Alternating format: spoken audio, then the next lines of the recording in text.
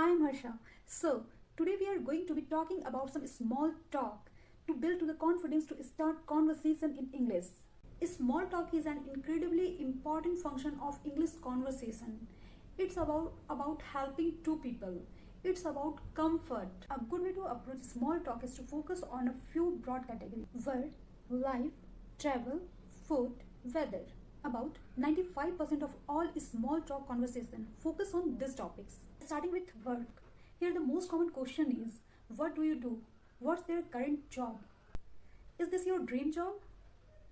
What do you love about your job? How long have you been working at?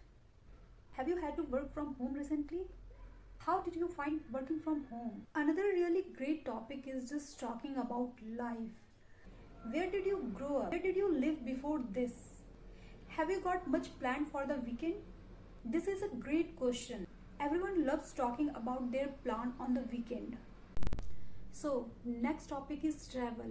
So, travel is a great topic. In this time, all people wants to travel. We can talk about our past experience. Food is another great small talk topic.